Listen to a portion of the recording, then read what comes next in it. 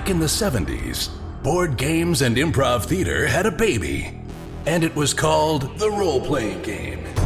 These games allowed a generation of kids to live out their dreams of slaying dragons and saving kingdoms, all while sitting in their bedrooms and basements. Today, gaming has moved into the cultural mainstream, and role-playing games are back with a vengeance.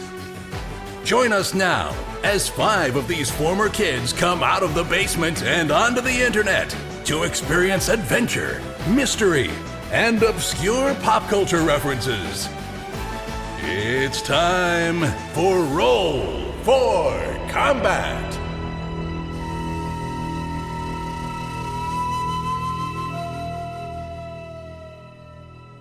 Hey everyone, welcome to Roll for Combat. I'm your GM and host, Stephen Glicker, and in this week's episode, we got a lot going on. We're starting a brand new book. We have a brand new contest where you can go to PaizoCon for free, and we have a brand new segment where me and other expert GMs will take your questions and answer them. So let's get down to brass tacks, shall we? So, for those of you who are brand new to Roll for Combat, welcome. Let me give you a little intro of what's going on here. We are an actual play podcast where we play, Starfinder. We will also play Pathfinder and other Paizo products on occasion, but right now we're going through the Dead Sons campaign. And for those of you worried about, do I have to listen to episodes 1 through 69 to catch up? The answer is no, not really. This is a perfect opportunity for you to jump right in, because we are starting Book 4 of Dead Sons. All of our characters just leveled up to level 7, and this is the perfect opportunity to jump into the campaign. You really don't have to listen to everything else. I'm going to tell you what happened in 30 seconds, and you're going to be all caught up. So here's the story so far.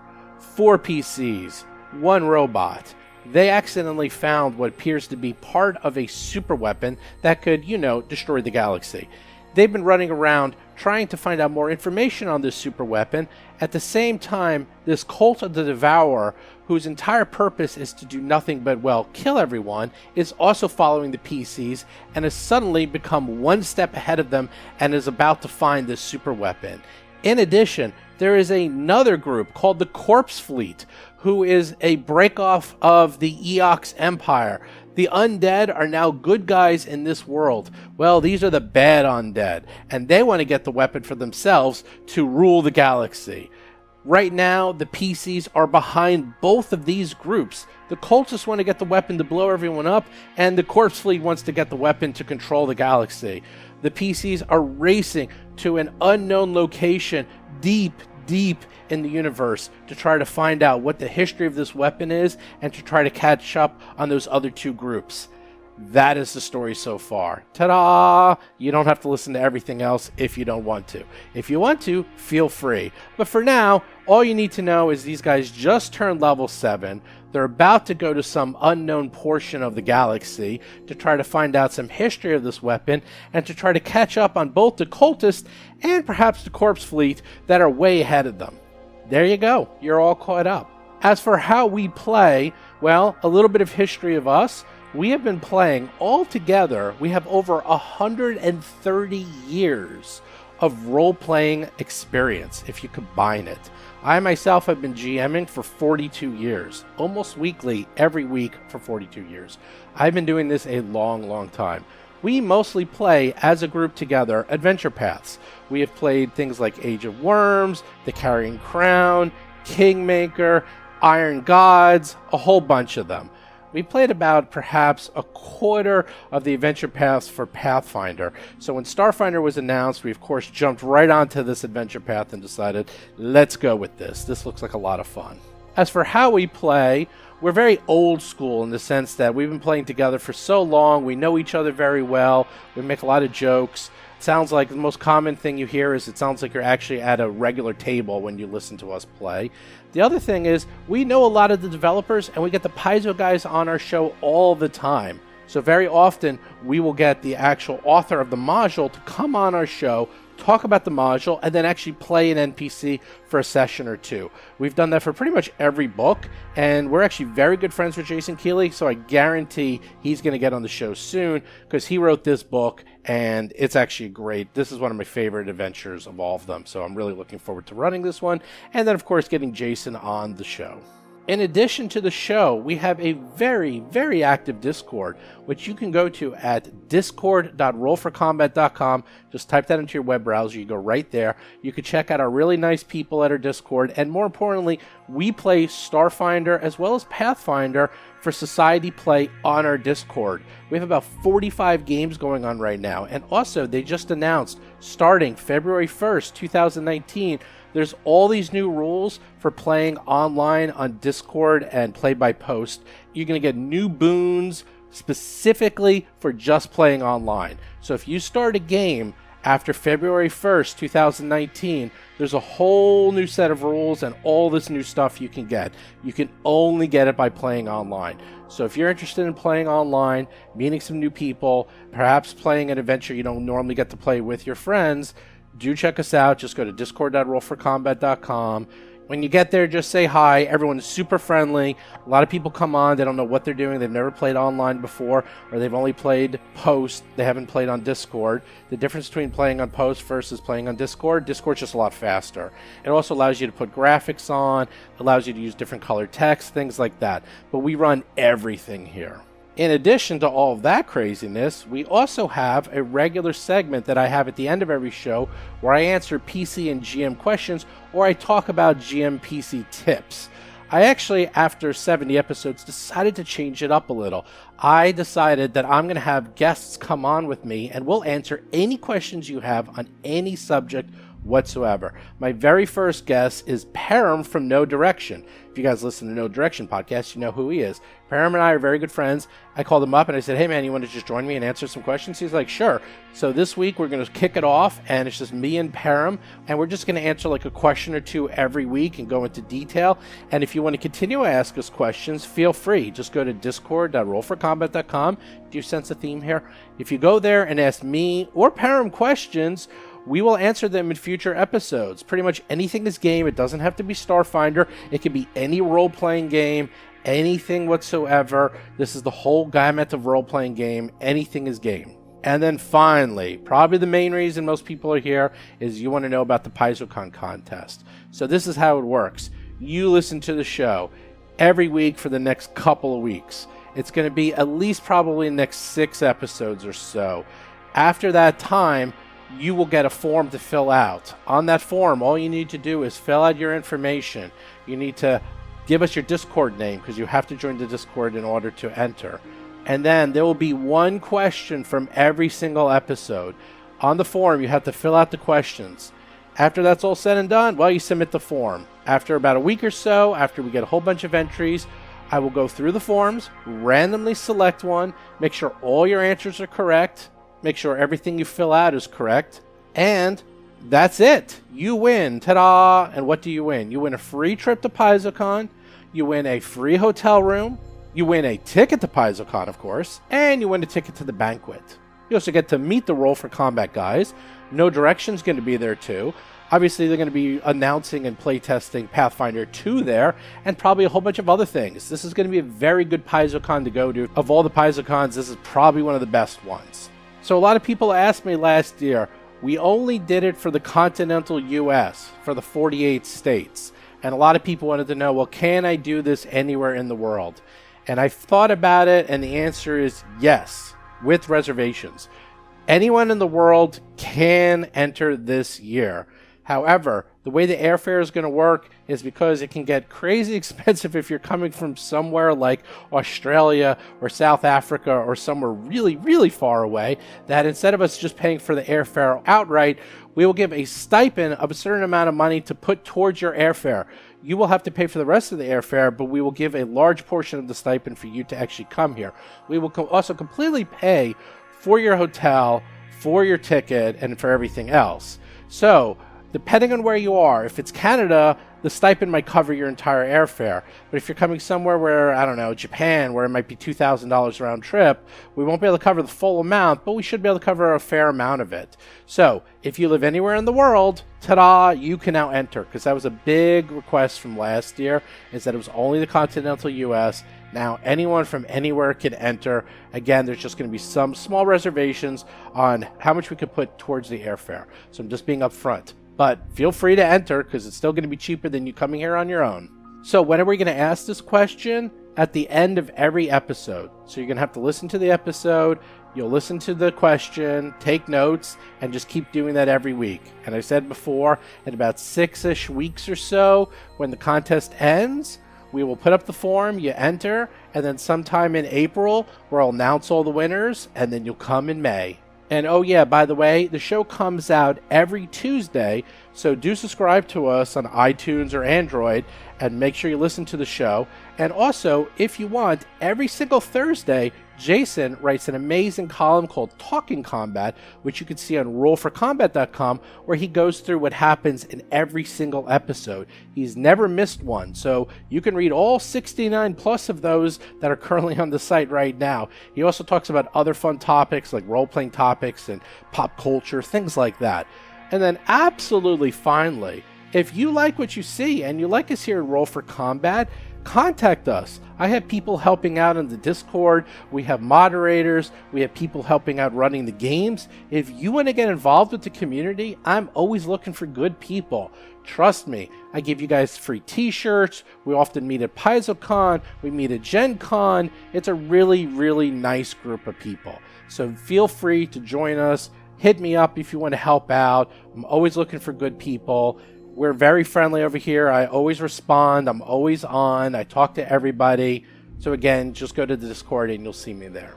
Okay, long intro this week, but with that, let's get right to the show.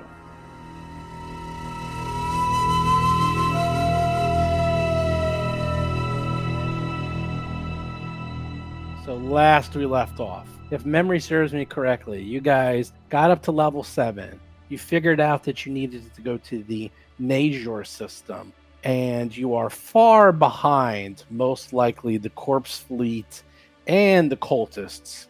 And on top of that, you realize that this is a one-way trip. Well, okay, maybe not a one-way trip, but it's going to be a trip that is going to take a while. So it's going to be almost a month just to get there, and you're already so far behind. So you guys really need to make sure you upgraded your ship and you got all the gear that you needed. And we spent way too much time going through all your gear and making sure it was all nice and pretty. And now, here we are. You guys are ready to leave your home base, go into your brand new Tier 6 super shiny ship, and blast off to the Najor system, never to be heard from again. Does that sound right? I plan on making it back to Absalom Station, a wealthy man. Chris Beamer is playing the Lashunta operative, Hiroji. Never to be heard from again. Got it. I have lots of gambling to do. So after I make my fortune, I'll be changing my name, creating a new identity before I return. Got it. Bob Marquis is playing the human envoy, Rusty Carter. It's like, I don't know. The registry only says one person. I don't know. These other people you say that were on the ship with me? Never heard of them. Rusty might be immortal at this point. Might? Well, I'm confused by your use of the word might. Tuttle has the Ring of Sustenance, so I am putting my money on him. John Statz is playing the Vesk soldier, Mo Dupinsky. I don't eat food anymore. I mean, oh, no, I love food. I think it's great. I don't need blood. No, I don't need blood. No, get that away from me. Tuttle is secretly trying to figure out how to transfer his consciousness into Cheddar. That'd be awesome. I don't know if he's being all that secretive about it. I think he'd probably do it out in the open. These guys just wouldn't understand it. This is the real problem. Jason McDonald is playing the Isoki mechanic, Tuttle Blacktail, and his drone, Cheddar. One day, Cheddar's going to be in charge, and then Tuttle's just going to be standing around like a dope, and you're realizing it happened. It's like Freaky Friday. You know, they switch bodies, one of those. Yeah, Of course. Parent Trap. I think there were like 50. No, the Parent Trap, they didn't switch bodies. Are you guys ready? Are you ready to take off into the blue yonder? Born ready. Born Let me ready. put it this way. I get in the ship and I hit go. I do that because I'm the pilot. All right, I go into the ship and I order Hiroji to hit go. And here we are in your ship. You guys take your stations. Who's taking which station? I forget. Who's in charge? In times of peace, I usually end up on science officer. Yeah, that's true. This is a peaceful time, so you don't need Mo awake. I am piloting the ship. I'll be in my ready room, captain's chambers. I'll tell you, this whole captain's thing has caused issues. They're going to have to address it. So, with that, you need to go into the Astrogate and put in the coordinates, pilot. The navigation to this Najor system is actually very, very tricky. It's at least 200 jumps. So Oh my God. I need a piloting check from you to figure out if you know what you're doing. Uh-oh, captain of the bridge. Captain of the bridge. Yellow alert. Yes, okay. I come to the bridge and I say, "What? Give me the status." Captain, we need to sound general quarters. I'm gonna need assistance on navigating. Well, I have a piloting of 8. What is yours? Oh, it's got to be higher, right? I'm not so sure. He's captain and pilot. Double threat, Rusty. Mo is 7, so Yeah, mine's 17. So yeah. Okay. All right. So Right. you're good for something. Good for something. But we need more, maybe. Who else? I think there's other. Mo can assist. Mo is Yeah, going there's to some- assist. Right, some wannabe pilot. I'm plus 11 on pilot. Oh, good. So I would advise the left turn at Albuquerque. excellent. Noted. Mo's assisting. What's your rank? Oh, good. Rolls a 20. 13 for a 20. He assists. And you other guys. I Well, will actually, also Rusty has assist. to roll. Yep, rolling. Hold on. If Tuttle has an 11, he doesn't have to roll. He had a 10, so he actually didn't need to roll. I rolled a natural 20 for my piloting of 27, which should be a 28. And then I'm actually not sure why it's only a 28. I'm looking at my sheet and it's saying I have a miscellaneous modifier of -5. Oh well, I'll figure that out. Because I believe you are overburdened on your sheet. That would be it. So actually, need ordinarily to- I would have about a 13, which is still below Hiroji's considerably higher piloting. Yeah, I don't know. Like, take a look at your sheet and let me know if your skills are correct. If not, I'll adjust them. Like what would? But piloting is at a strength. That's not strength based. Well, regardless, I have assisted you with a natural 20, so we can go It's with a that. dexterity based. Oh yeah, maybe. Let's see. Could be. You're right. I am encumbered. Hold on, I'll deal with that. Yeah, that's why I got rid of all that crap because I'm trying to not be encumbered. Oh, for one thing, I have the old armor that I'm no longer wearing. Let me delete that. There you go. All right, so we have 3 assists, and in fact, Mo is very helpful. Is that he takes out the star chart, realizing he's been using it as a tablecloth, wipes off all the crumbs and debris, and that is his contribution to helping out. Well, hey, every wiping away of crumbs is a contribution. So, Merry Christmas. We actually thought the crumbs were other stars, but no. All right, so I will make a roll, and this roll is +6. This roll. That's correct. Oh, All right, so 36. 30. 13 for a 30. 36. 36 all day. All day, half the night. You managed to not only figure it out, but you guys all come to the same conclusion and say, yeah, this looks like the most efficient way. Instead of 200 jumps, we can do it at 195. Oh, nice. Excellent. How many parsecs is that? Wow. And on top of that, get there, it's going to be only 12 days. It could take up to a month, but you guys are so good at piloting that you figured out how to get there. Yeah, pretty quick. Hiroji is a crackerjack pilot. Yeah, he's now known in the packed world. Wow, those were D6s you rolled. I thought those were D4s that you rolled. No, Wow, no, I rolled pretty really good. low. Yeah. And you guys did very well. You guys did very well. You guys figure out where it is. All you need to do is engage. Engage is the word given. Captain. Make it so, make it so, make it so. Warp speed. The world is given warp speed. Engaged.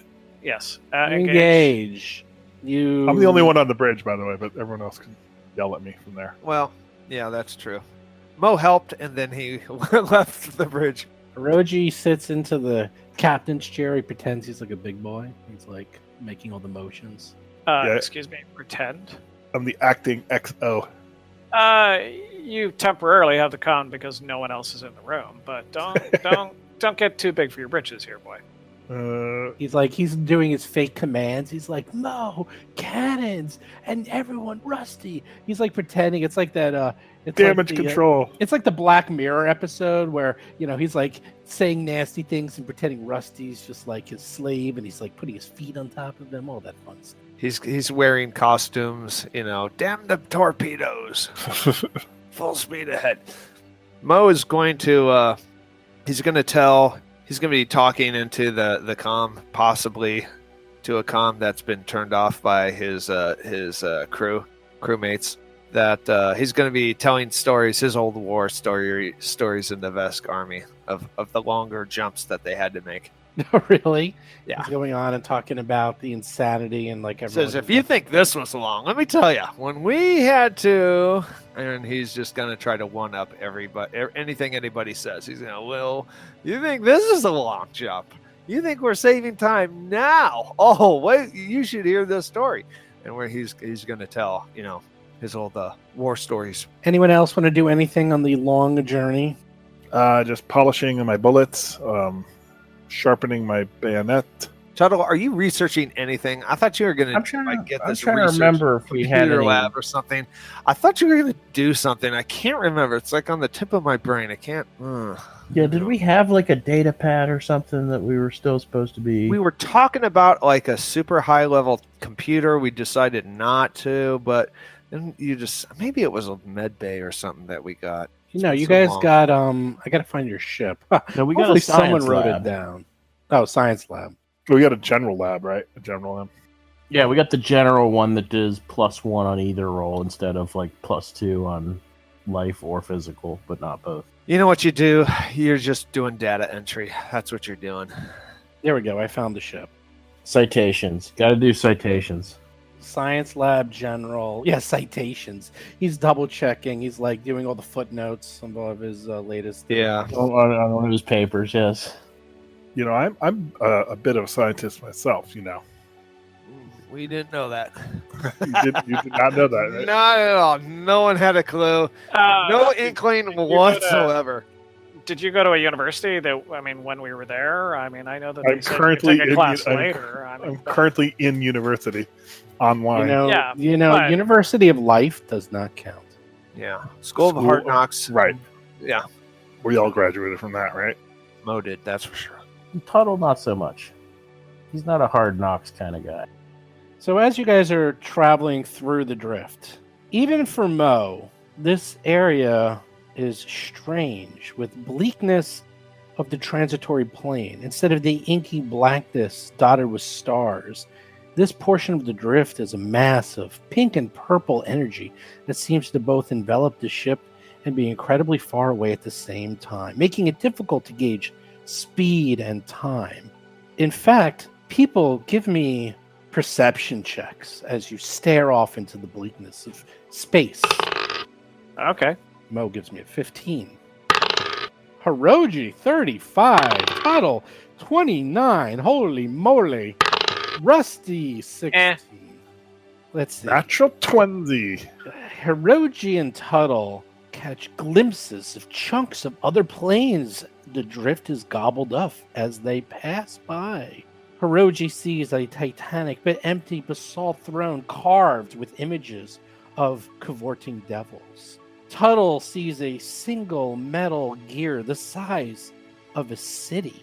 Mo sees a vast bridge that seems to have an ancient abandoned city built along its span long ago. Everything you see appears to be both mysterious, wonderful, and horrific all at the same time, as these were elements torn from some other poorer civilization as you continuously use the drift. Nice. I think I just saw hell. Looks like I picked the wrong week to quit taking amphetamines. I just saw the throne room of Asmodeus himself. Oh my god. As you continue to go through, about halfway through the trip, you manage to pass through several humongous dark clouds that occasionally flash with eternal light. These clouds appear to be enveloping the ship and appear to be going on for an infinite amount of space. Tuttle feels he might know what this is if he does a computer's check. It's just like the V'ger scene in Star Trek: The Motion Picture. You see V'ger. 8 minutes of clouds. Exactly. It actually is the V'ger scene. The 40-minute long feature scene. It's a combination of the V'ger scene and the Star Trek II space battle at the end. 36, 19. Good thing. You guys are wasting all your good rolls now. I'm very happy. Yeah, he knows that this is portions of the plane of air that was absorbed by the drift. Basically, Thunderhead's held together by the plane's residual energy. In addition, as you're observing and making your scientific readings, suddenly a ship emerges from the clouds, and it is right on top of you. Nice. Captain to the Salvage. bridge! Captain to the Salvage. bridge! Wait a That's minute. With awesome. all this build-up talking about the ship, you're saying we might have a ship combat? No, it's a salvage operation. That is Okay. what the ship looks like. That I you come to see the bridge. emerging. Give me your report, sir. I don't see where did you post it in the. Oh, in general. Yes, General, doesn't look so bad. That looks like a good guy ship. That's a nice ship. I say we be nice to them. Actually, it's got some very clean lines. I think it's good. If someone wishes to do a culture or engineering check, you might actually recognize the construction. In addition, Yep. you hear a message coming through comms. Do you wish I to can do a culture listen to military it? check. You Yes. can. Mo can do that. Total 27 doesn't quite do it. Oh. Engineering or culture? Culture, I'll do. All right, I'm gonna do. See. No, if 27 isn't going to do it, I can't do it. Never mind. Yeah. Well, will- I did roll. I rolled a raw 9, so I didn't exactly Yeah. get my best. I am going to assist somebody else's culture. Who has that? I I should have assisted. My culture is only +6. I have +5 and a +1 modifier, so I can't. Okay, I will assist Hiroji's engineering. Can you assist my engineering because that's my better one? Yes, I can. Did you succeed on the assist? One moment. In addition, you hear a message coming through. Yes, I Ooh, did. Rusty, Ooh, all right. 24. And here's my roll. Oh, 27. 27 again. Not quite. Looks familiar, but you're not quite. However, the message coming through, do you listen to it? Of course. The message is just, Patch it through. you patch it through. It is. It's obviously in a language none of you know. But wait. Are you sure about that? that? Mo speaks common. Oh, in that case, you definitely don't know it. After you hear that message, and there's a small silence, you then hear a message in common. The message says, "Attention, Pack World's vessel. This is the Aslanti Star Empire vessel. Fearful symmetry. Surrender immediately, and you will not be harmed. You'll have the immense pleasure of becoming another small part of the Empire's vast populace. Refuse, and we will be forced to turn you into space dust. This message will not repeat." Oh, no. Is Lanty? Wait, are they still around? It doesn't matter who they are. Mo's not going to. Yeah, we would. I'm not brought up to surrender. I mean, that's not. Well, you're under I'm a under Vesk. orders though. You gotta I'm follow. a Vesk. You got to follow. your Rusty, captain's what orders. are the orders, Rusty?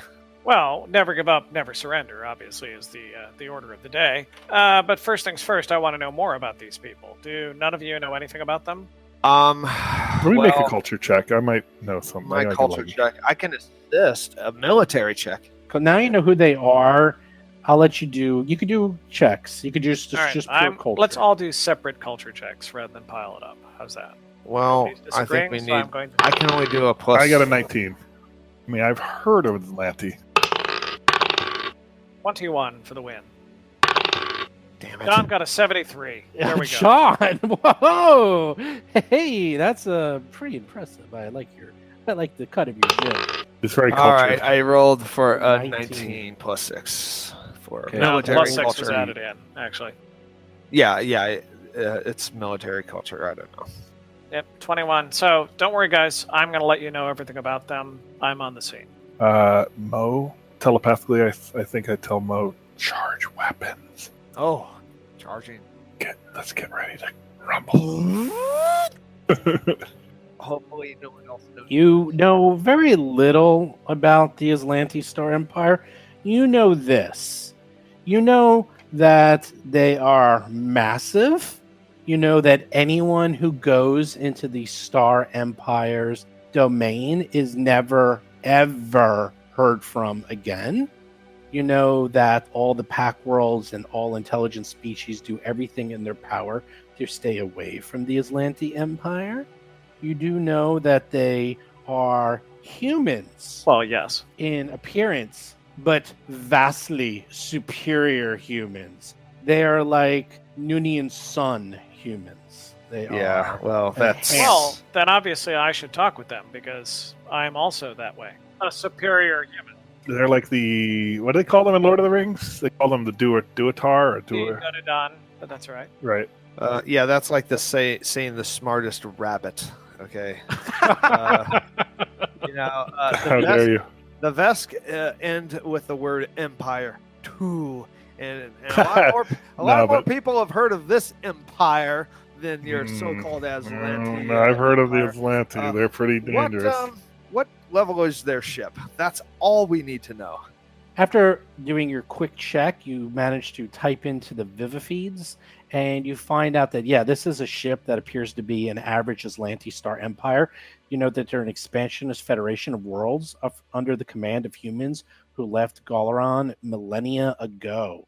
You do know that they are very strong, very fearful, and they are not to be trifled with and will probably kill you.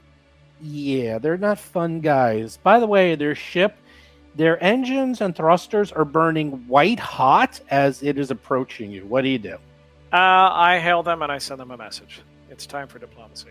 Do we know what level their ship is? It is comparable to yours at least. I I'm in favor of combat. open comms and I send them a message. What is the message? Message is, this is Captain Rusty Carter, a human from Epsilon Station, greeting our esteemed and wonderful cousins from space. The Atlanti Empire and humans share a distant past that we have always gloried in, and it is a pleasure to see you and converse with you as one branch of humanity to another. You should tell them about the Star Killer that we're I can after. roll my diplomacy if you'd like. Sure, do whatever you wish. That's actually very nice. Yeah, tell them we're after that Star Killer thing. I choose to re-roll that. 21. 33. Oh, 33. Wow. You hear in common, and you can hear the disdain dripping from their voice. Well met, inferior human being. Although you are nothing but insects compared to our vast glory, you can still be added to our distinctiveness. Prepare to be boarded. Boarding, I'm not talking to him. I'm talking to the rest of them. I'm not so into this boarding thing. What do you all think? Mo is prepared. He's prepared Let's for their. fight! How dare they? I like a challenge. Is it possible we might be able to outrun them? Oh no! Yeah, can we start scanning them and stuff? Well, that's a Scanner? question for Dr. Tuttle. You are both in the vast. Sorry, you're both in the drift. You guys are kind of going the same speed. Sort of like, you know how they do it in Star Trek when two ships are like warp. chasing each other at warp? That's kind of what's happening here. So the answer is no. Well, actually, No, if they're not the able to answer shoot at is each other, maybe. Oh, yeah. That might be the wrong answer, though. You can either shoot at each other. The other answer that Tuttle will know is that you guys can drop out of drift and try to lose them, but you don't know where Well- you're going to end up. So we can't just keep going in the direction we're going. Stay in the drift and go fast that way. You can, but they're going to be with you. And then it's a question of, yes, you can try to outrun them depending on what your speed is. Right now, they seem to be matching your speed. If anything, they're gaining on you. That's the piece of information I've been asking for. Okay, they are All right, gaining on us. can we fight in the drift? Yes, you may. And does it work the same way? I guess Yes, it does, it's right? exactly the same, sort of. I say we fight in the drift. Let's turn and fight. And if we need to, one way we can Drop out. possibly escape is dropping out later. Can we do that in the middle of combat, Steve? I will say yes. If worse comes to worse, yeah, you can. But I'll show you what. Consult Paizo if that's a real answer. Well, it is, but I'm going to show you what you have. So here's what you can see. I'm showing you the battlefield. Those things that are green, those are clouds of electricity that are flashing just like V'ger. Just exactly like that. Remember those like clouds and stuff, and Star Trek 2, same thing. That's what you see. Do we know those to be dangerous to fly into? You can give me a engineering check. I will assist. 26. Plus 22. 2. More than enough. You guys know. Yeah, those are because you knew that this is from the plane of air. Those clouds will definitely help in masking your, signature, and weapons and torpedoes will have a very hard time trying to hit you while they're in them. However, some quick piloting is going to need to be made so that you could avoid all the lightning strikes going on in those clouds. Okay. So it's like the Badlands All right. Is that what the Badlands are like? in Yes. No, I'm thinking Star Wyoming. Trek Voyager. In Wyoming, Oh. Yeah. torpedoes have trouble hitting you, but you do have to dodge the lightning. Voyager. Hello. Star Trek, you should know Yes, that. I know where the Badlands are. By the way, quick thing on Star Trek. Did you know who produced the original Star Trek? Who gave them the money to make the first season of the pilot? I actually know this one. I do not know this. Was it not Lucille Ball? That is correct. Ding, ding, ding. Oh. Jason gets $1. I think I actually had heard that before, but I would have never brought it to mind. Desilu Productions. Eh? That is correct. And then later, after the first season, sold it to Paramount. Well, that was a poor financial decision, but actually I hope they sold it at a profit because it was nice they put it up the money to begin with. That's exactly right. In fact, he went to, I think, like 50 different people, and no one wanted Wagon Train in Space, but Lucille Ball saw it. And she's like, oh, I like that idea. Who knew that she was a science fiction nerd?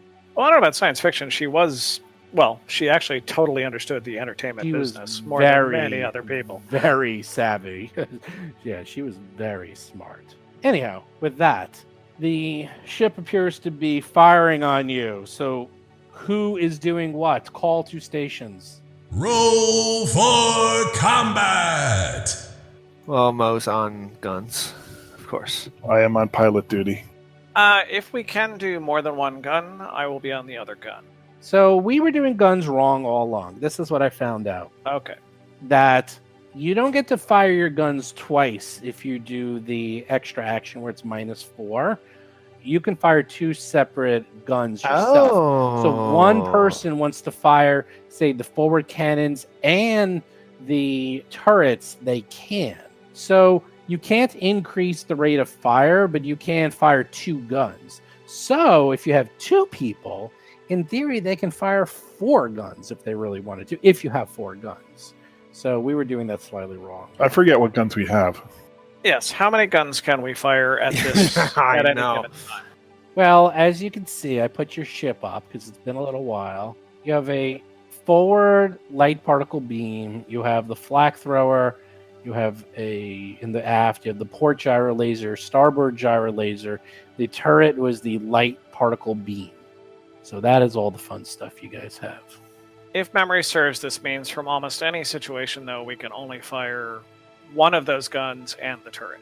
Is that right? Yeah. Pretty much Okay. either, but 2 people can fire normal, or 1 person can fire 2 of those at a -4. For each. Yeah. Or if we were attacked by like more than one ship. What's Yeah, but right now it's only 1. Okay. What that tells me to start with is I would man a second gun so we don't get the -4. But if we need additional piloting or engineering advantage, I will take over as captain and quote unquote encourage that person. Yeah, Right? I like that idea. Second gun. Yeah. We need all the guns we can get. Well, Well, let's see. and this is something Paizo may want to look at some point. But honestly, the captain advantage is mathematically usually not as useful than manning another station. I mean, it's that +2 is not the same as reducing a -4. So Yeah. it's not quite as good in a lot of these circumstances. Now, with larger parties that have more people to do rolls, that would obviously be a different situation. Now, I don't know what guns you're going to be on because Mo can pretty much like the port and starboard guns we can't use, depending. Well, it depends where you're going to start moving. So first thing Yeah, it depends. is you guys have to remember first. It's like who's going to do what roll, and then we're going to do each round. That's what I was pointing out. We don't know what roles people are going to be. Well, the thing is, we're going to usually get 2 shots, and so what Bob is saying is that if you do both shots, you're going to get -4 to both. If you split it to 2 people, then there's no minuses. Right. Okay. Like that we want. Yeah, that's true. But well, don't forget you my can do attack either. bonus is pretty high. Base attack bonus is 7.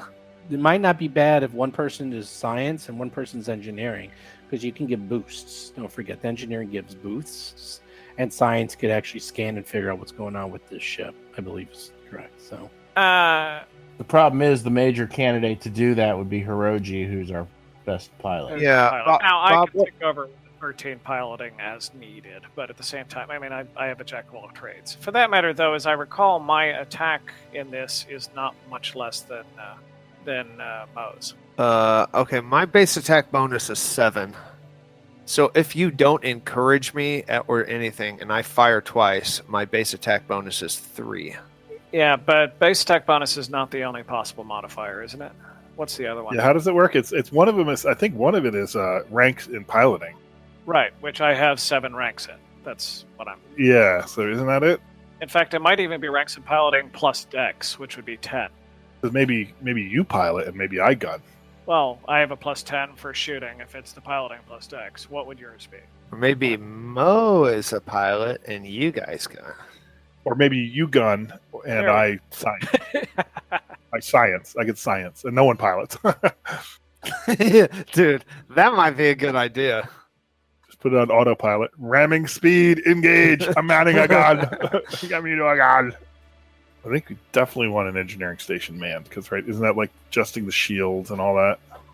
Well, okay, and I think that may come up at this point, but what I think we decided last time, and Jason, you paid more attention to this than I did, is that at least at the beginning of fights, you certainly don't need to do both. You need to do one, and then you may need to do the other later.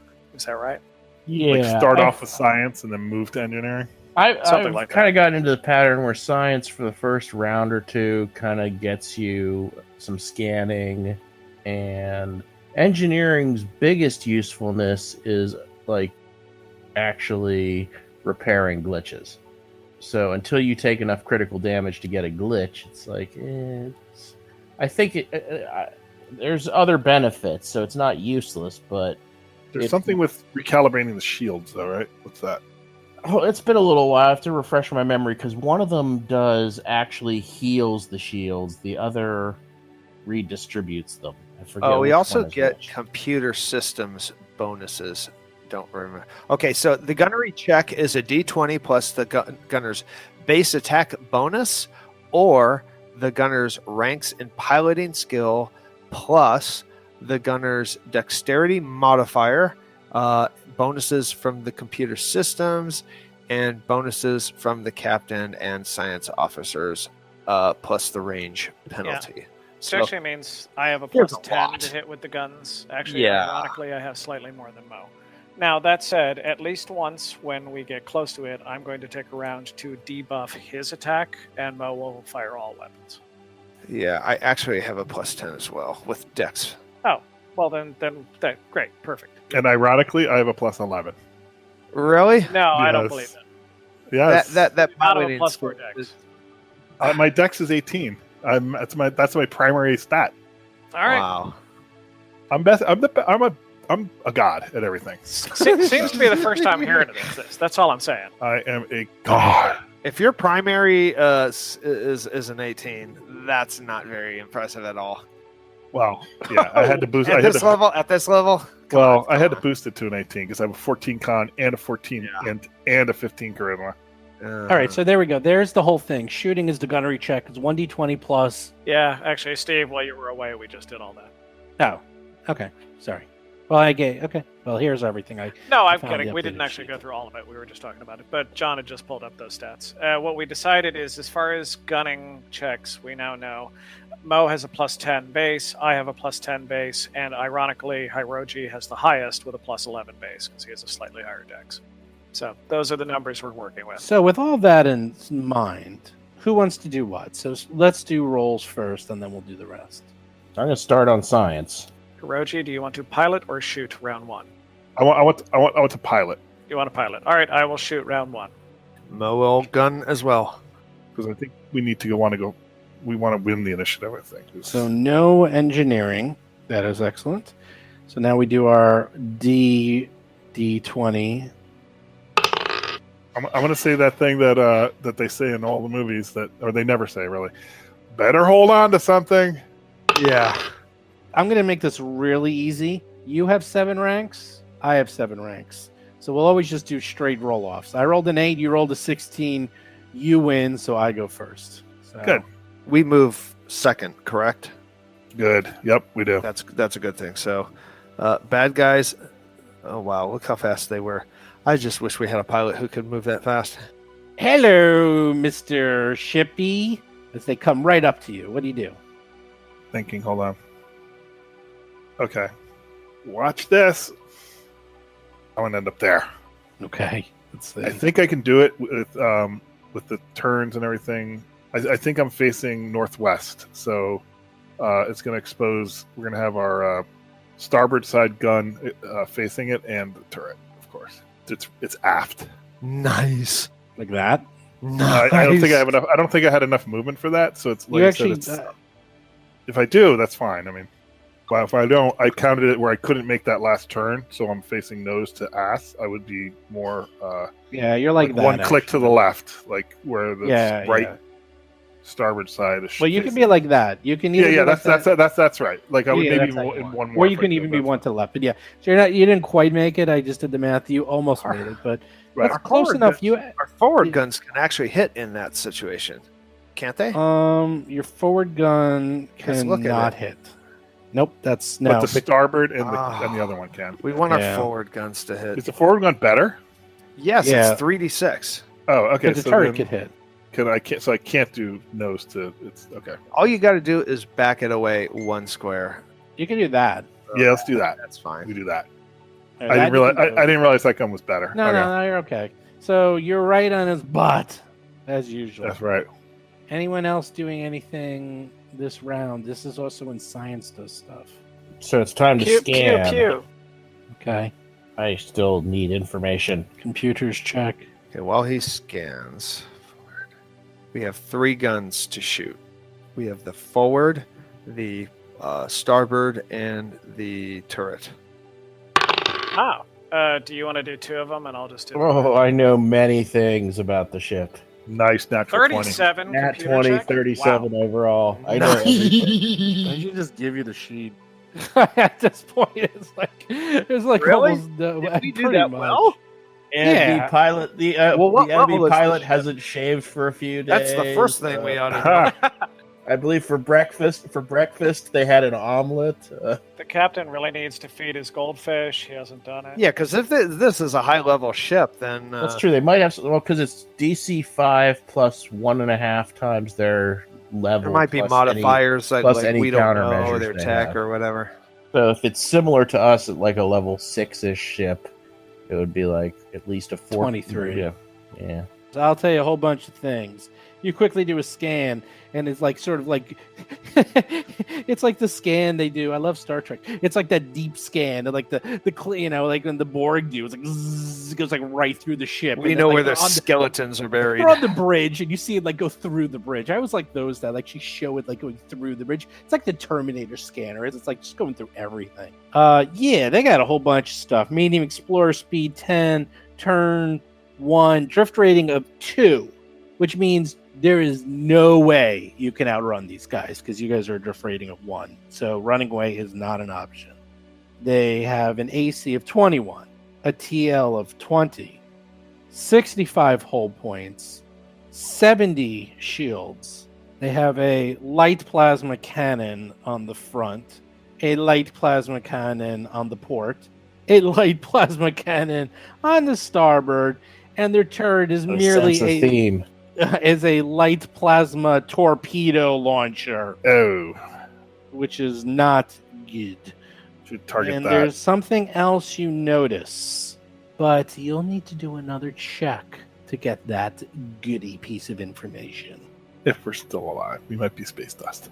You guys will be okay. Well, we do have more shields than them by quite a bit. I'm looking at our shields. I can't find a shield. to go up to, like, 160? You Oh, have 160 shields. wow. They have 70. 70. Okay. All right. That's, But 40 per they- 40 per they do- quadrant. Yeah, but they do They have more guns. 12 per light plasma cannon, and the torpedo does 3d6 damage. And yeah. oh, That's they have comparable to what we do. They have a special quantum property, which means any misses they get, they re-roll. What? Wait, what? What? Oh, sorry, yeah. Hey, they're superior to you in every way. Oh. I dispute that. I think that they are a tiny subrace of my humanity. They're not. If you know anything about them from Pathfinder, they're far That's superior. insane. Are they Or immortal? they were. Wow. They were at one time. Something happened to them. Are they immortal? Because I'm immortal. I'm just saying. OCC, they actually left Galarian, went somewhere else, and continued to evolve while you guys were mucking around with magic and God knows what on your little Yeah, Galarian.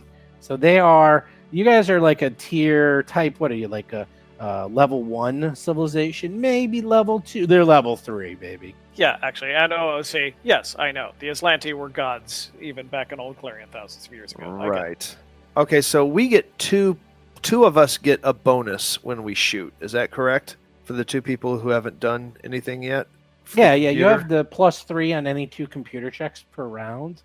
So, and you I get a +2 thought- on I your thought- computers, by the way. So that actually was a 39.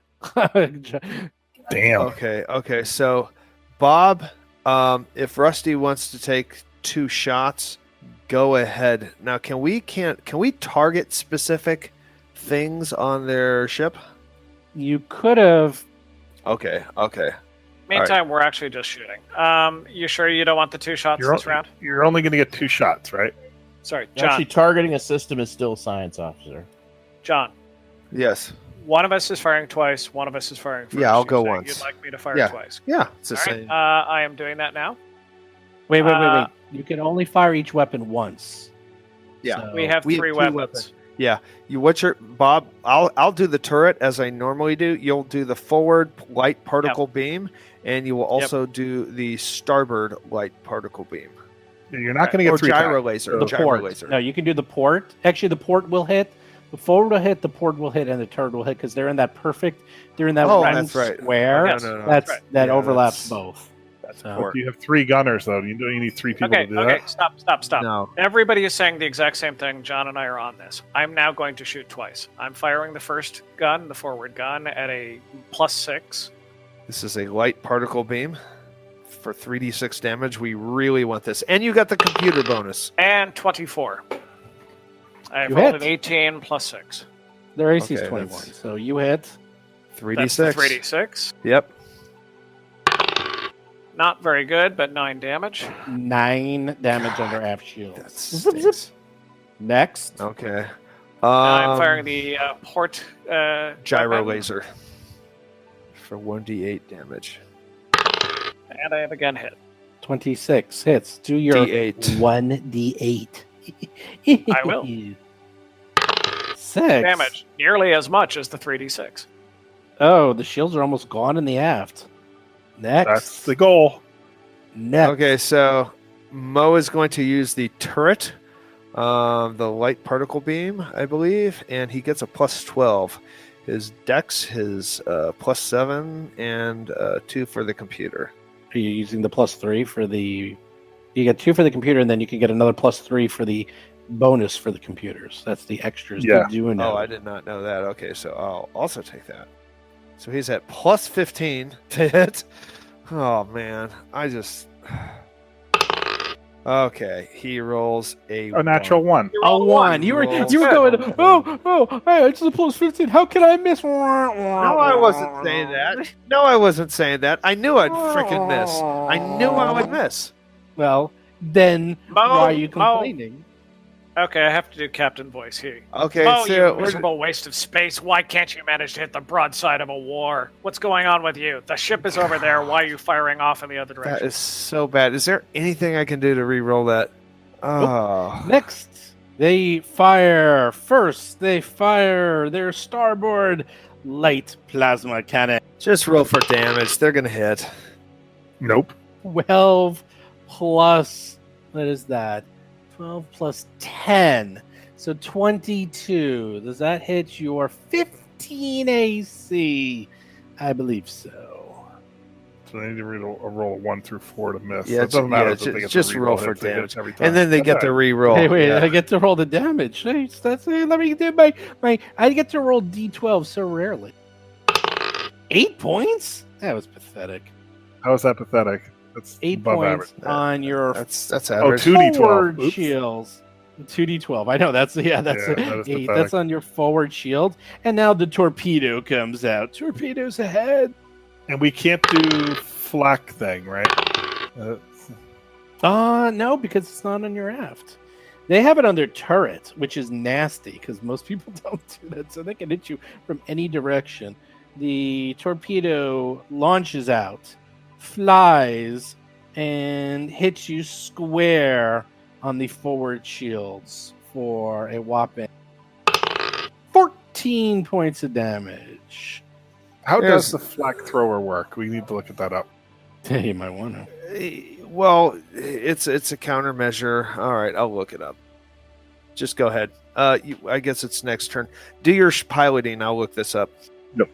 22 points of damage on your forward shields. They're more than half gone in one round. Next round, is anyone changing anything? No, Mo's not.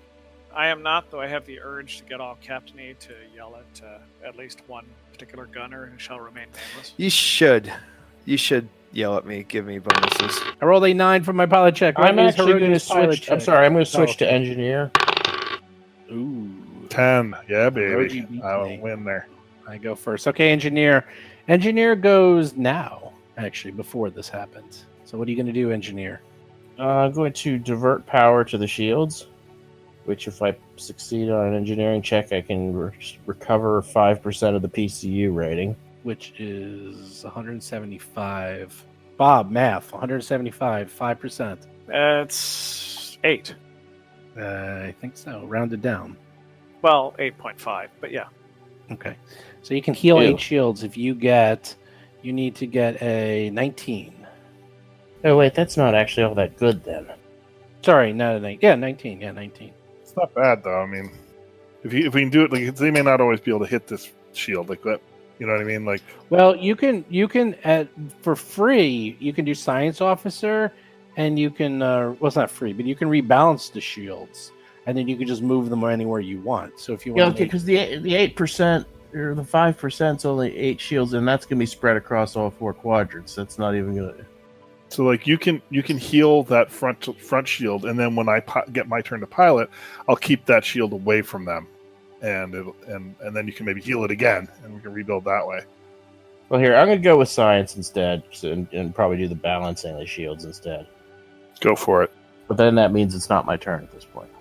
I'm going to activate the fighters. Fighters launch the Vipers. basically, if it fires at you in the aft and you do a DC roll of 22 or higher, you blow up the torpedo. But since it fired and it's on its turret, it hits you in the forward. It hits you in the front, so it's pointless. Yeah, so we basically want our ass pointed toward these guys all the time. Right. Well, I got a plan. All right. All right, you guys all ready? Yep. I'll start moving. Yep. Initiative roll. I won again. Nice. He already got the higher initiative. All right, you go. He's using 3-dimensional thinking. They are going near those clouds of horribleness, electricity. A skilled pilot could navigate those clouds with ease. Too bad you don't have one. Yeah, but I'm thinking if there's something called a flyby attack, right? Yeah.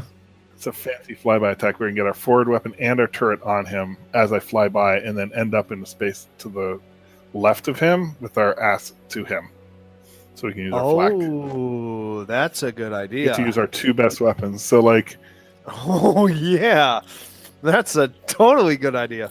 here's my character. So that'd be 1, 2. Yeah, I know what you're gonna do. You have to fly right through them, though. Right, like fly over them. Nice. Fly by. You would end up there. But With the ass pointed toward the ship. Yeah. Like, yeah, Yep, you can do that. I will do that. Let's do it. Let's have some fun. fly Give by. me your piloting check. Can I take a bonus on the computer? Yes, you can. I You will. get a plus Yeah, one totally. for piloting automatically. And then we get and +2 for you get a the. plus- Okay, plus so this 3. is plus. Plus 3 if you're using it. Plus- You only get 2 I am checks. using it. Okay. I'll use Yeah, it. use it. I take my prerogative. All right, good. So that's a 33. You do it. Nice. That's some fancy flying. Okay, so So you can that's move through not the ship of pointing the enemy the without right- provoking a free attack. During the following gunnery phase, you can select one of your arcs, starship weapons, and fire at the enemy vessel as if the enemy were close range, 1 hex, against any quadrant. And so you successfully perform the stunt. You fly right by them, and you're like, you're like Goose. Does You're does like- the pilot do this? I'm like Maverick. Yes, you're like Maverick. You're like giving the finger. And so you're the like, "Here you pilot go, is buddy." shooting? No, the pilot actually does it, and then the gunner gets an extra shot. Okay, So You get the shot. You can get a shot on his tail too, because you can pick a quadrant. you get to fire. You can select one arc of your starship's weapons to fire at the enemy vessel as if the vessel were in close range. Okay, well, obviously Right. our forward. Yep. Bob? All right, am I going to get a second attack this round, or should I just do full No, burns? this is not. This doesn't count. Oh, it doesn't count I at all. assume. This is just a basic. This is a free attack, right? It's a free attack. I'm going to shoot at his aft because the shields were weakest there. You Yep. do that. You go, girl. You hit is the thing. Unless they have an engineer or Come a on. science officer rebalancing theirs. Okay, I got a 15. I rolled a 3. Oh my god! You're like, woohoo! These Boy, are oh my fancy flying. God. And he's like, Oh my and he God, how's that completely misses. That possible? happens. Bad rolls happen. All right. But we've had 2 misses in a row. Like if we could keep we going, had 2 hits and 2 misses. We're fine. Who's next? We're not. Who's next? Mr. Mo, are you shooting your turret light? I don't even want to go next. Bob, finish. Make All right, Rusty's attacks. Love it. Gyro laser. I'm firing now. And I hit You hit. for 3 damage. And I'm Good done. enough. Good Mo. enough. Okay. Mo's got to take the +2.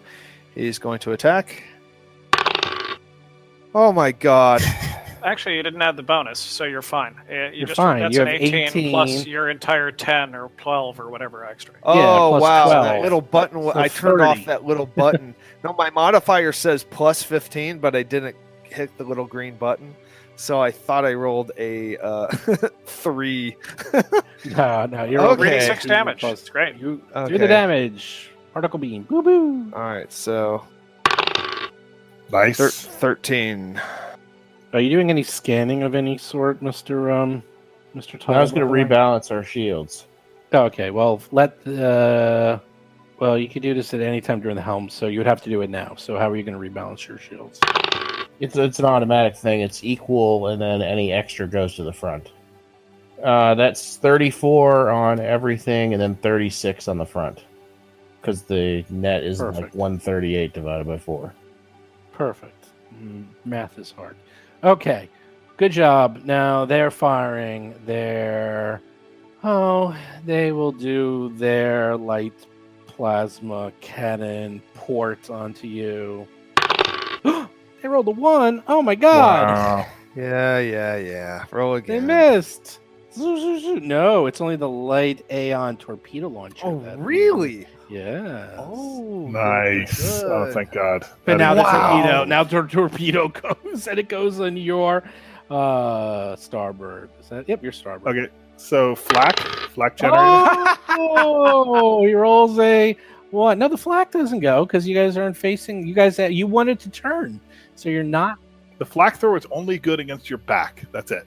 It's good That's against nothing else. That's it. Let's Nothing think of it else. that way. There's no arc, no only Oh, your I back. was under the misunderstanding that our guns worked in an arc instead of a line. No. It's not an arc instead of a line. It's that only the aft, only the back, the butt of the ship is protected. Nothing else.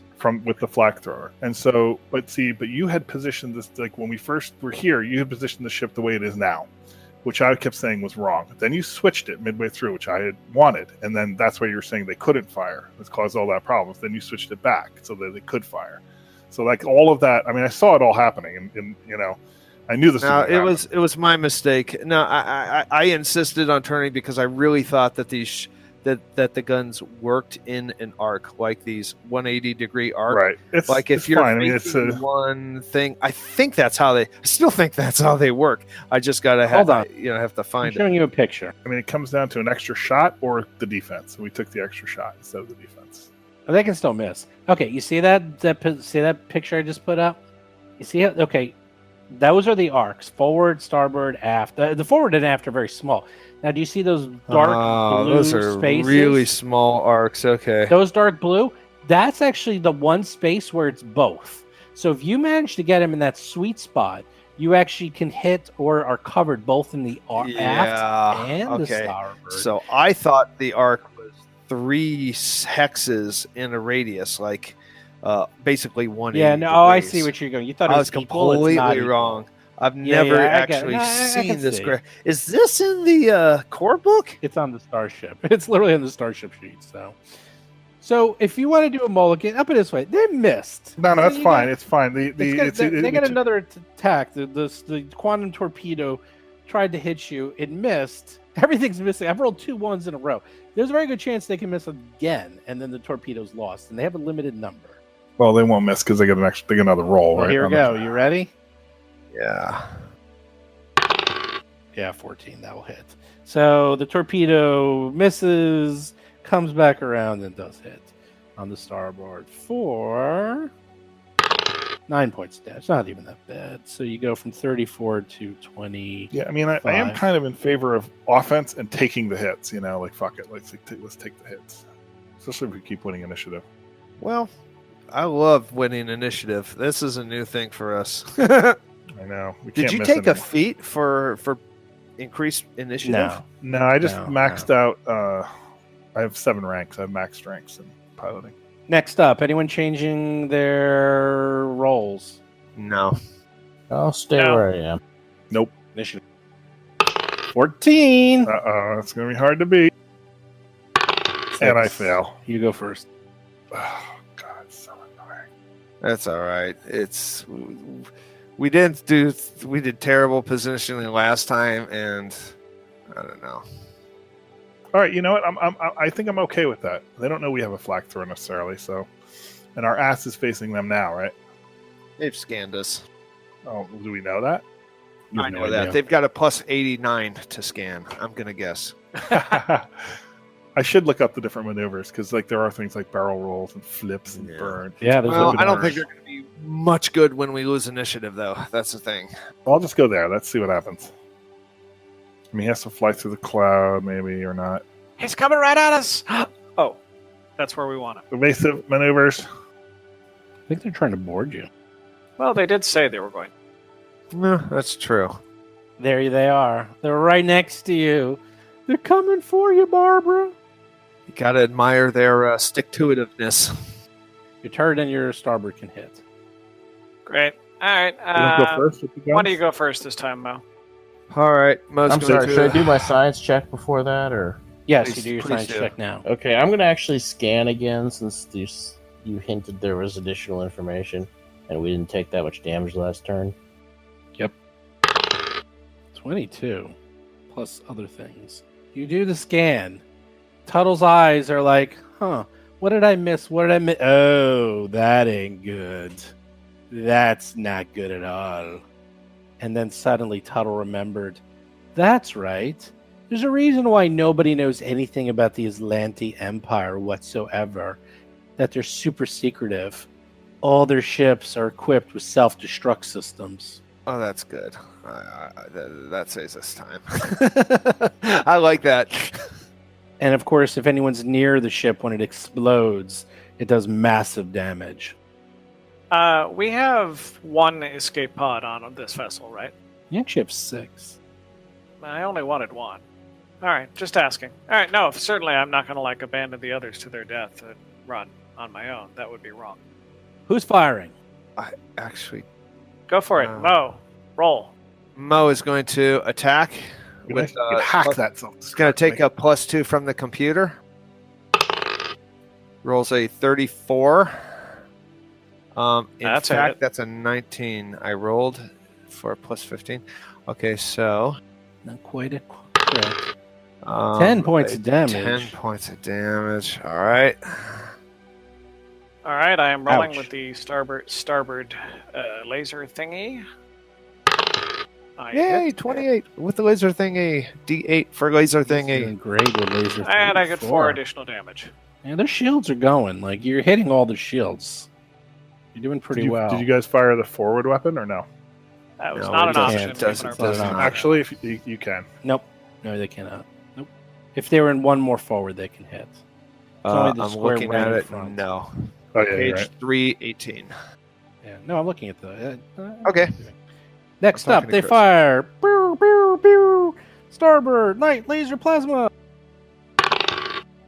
4 plus 10 for a 14. That's a miss. Oh my god, we're getting lucky. Wow. All right, so right now we're just kind of lucky. Torpedo! Yeah, there we go. Torpedo. That's Yeah. All right. Uh, Roll that damage. You actually only have a TL of like 12 too. You're like, What's TL mean? That's your. You have an armor class against weapons, and then you have an armor class against torpedoes. And your torpedo one was 12 because you're like, who needs that? Who needs target lock? We don't need that. We don't need that. We Well, can't we were afford that. counting on the flak cannon. 13. You were counting. Flak thrower. All right. 13 points of damage to the starboard once again. That's not a lot left there. There's only 12 shields left on that starboard. Well, you can also buy that as part of your upgrades. You can buy like target lock. I forget what the terminology is, but like anti-target lock stuff or anti-missile stuff that increases your target lock score. All right. Well, But I don't think we bought it much. No, I don't you did think not. we- Who's up? Who's changing? Are you changing anyone? No captain. You guys are flying rudderless. Well, here's the thing. One round through the entire combat, I can try and debuff them. It means so in a situation where basically like you're going to fire both the weapons. so they get a debuff and we get a debuff. Well, they get a debuff and we just get one less attack. The thing is, of course, so it's not optimal unless we know we're only going to have 2 guns. Well, or if I shoot twice, then it's a -4/-4. I understand. The idea is to debuff their attack at that point. If it's not a good time to do that, we'll just continue with attacking. Up to you. Eh, I think it's a captain's call. I'm asking the pilot, will you be able to actually point us so that we can fire 3 times this time? Chris? Yes, I can. Great. I am a pilot. If I win initiative. I am a pilot. Then you're piloting? I am a gunner. Sorry. Yes. Okay. Yeah. All right. So there's nothing during the What's Tuttle doing? engineering check. I'm gonna stay on science and divert the shields again. Oh, okay. Yeah, All that's probably Roll good. off. Balance the shields technically. Oh, beat that. All right, Chris. so I lose 20. initiative. So yeah, so it's gonna be a challenge. All right. Go ahead. Make a run. Make a. Oh, I have to move first, right? Okay, I just go straight 10. Gutsy. What about those green things again? Those are those electrostatic cloud.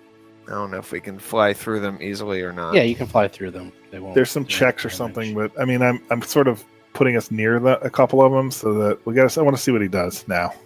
Run away! I unlock my the canopy to the escape pod, getting it ready. Am I? Hello? Are people still there? Yeah. Ah. Yeah. Waiting for the killer move. Huh. Yeah. Alright. So if we don't win initiative, we can never use our flak thrower. That's how it works because it's faster. Yeah. Yeah, pretty much. They fly aside you. They're trying to ram you. They're like, get over. They're like trying to take out your tire. Oh, that's right, you don't have tires. Well, you know what I mean. It's just they're just flying right by you. You guys are slowpokes in comparison to the ship. They don't seem to care very much. Who's going? Fire all laser. Can we fire all lasers or only? No, we only have 2. You have the. Nope, I had to win. Starboard. I had to win initiative. Losing Fire initiative. all Yep. 2 lasers. I am firing the starboard weapon now, Cannon. and I fail. Assuming their defensive 21 is still the number I'm trying to beat. Well, no, you get One. pluses though. You I counted all have. those pluses in. You can use a +2. You have should always be no using- dexterity. I did use the +2. Chris, you're good.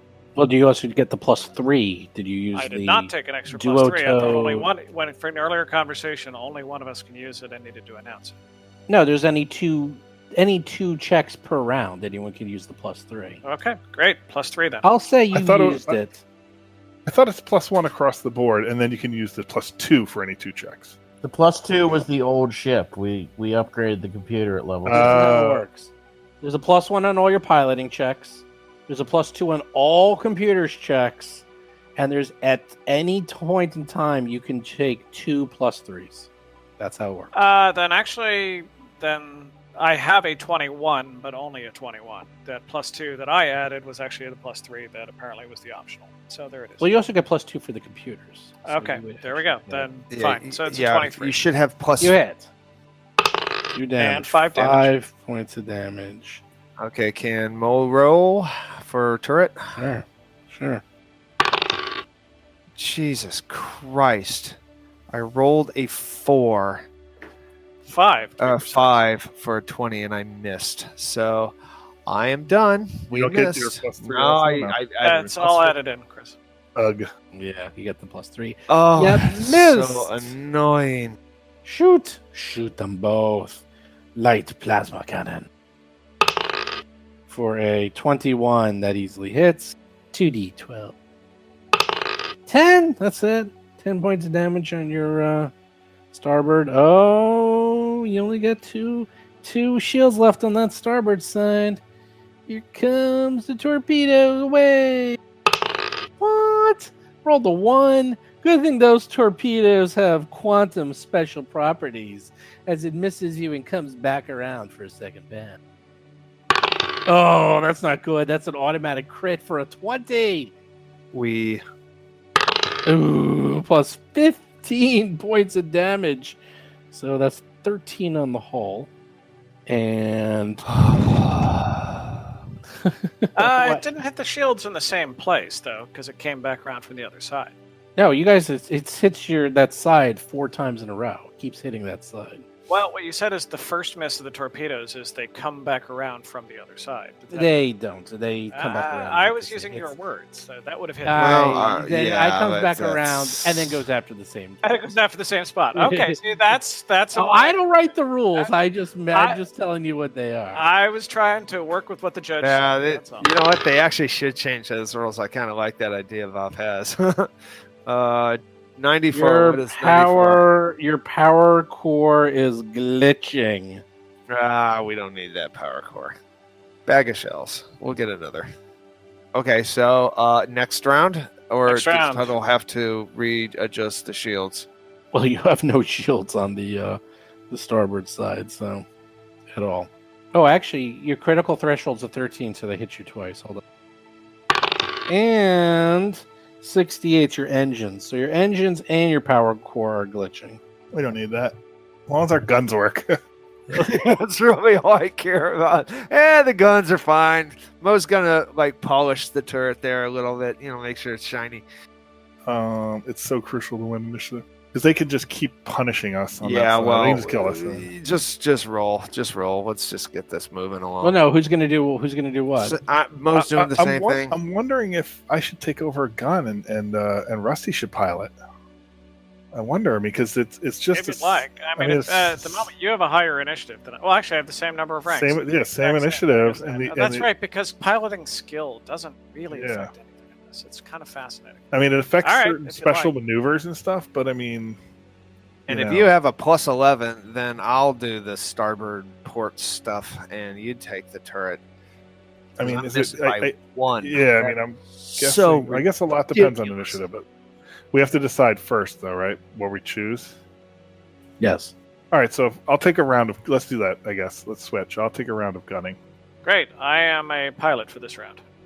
and then you get to Gunner. decide where our Oh, position is. just guns. That's all he can do. I am You- ready to you- roll initiative. Oh, when but I told. forget. Bob is a terrible initiative roller. So am I, though. Now, don't forget, if you do evade, you get a +2 to your AC and TL. However, if you fail, you get a -2 to your AC. And Yeah, it's like our AC is so bad. It's like, what's the point, really? I mean, especially when they're rolling Yeah. twice on the gun. Yeah, on the damn it goddamn doesn't thing. matter.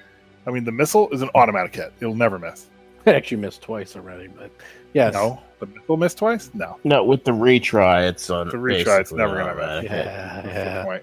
Yeah, that quantum. You guys want to look into that? So, is anyone moving? Is Tuttle moving? Well, you have to roll initiative. Yeah. I'm gonna No, stay, you on, do that I'm gonna before. stay on science and do the shields again. I'm manning gun. Wow. Okay. I am the pilot. Okay, then pilot, you roll. Oh, 17. win. I have one initiative. Nice, Bob. you win initiative. They're going inside the cloud. They're going. It looks like they're going away from the cloud. They're in the cloud. That's a cloud. There's a cloud on that square. Oh, I see. It's I'm overlapping. moving out a Okay. little. Yeah, it's over. Yeah. Now, I see Bob, what you you're know, saying. if you have the book open, which you probably don't, but on page 318, there is a spot where you can get 2 arcs on it. Well, we can do a flyby in this situation. Um, Pass it up. Use our the aft. flyby, actually, last time we did it, we ended up with one less attack. That was not great. Yeah. Well, Bob, it was because the guns weren't pointed in the right direction.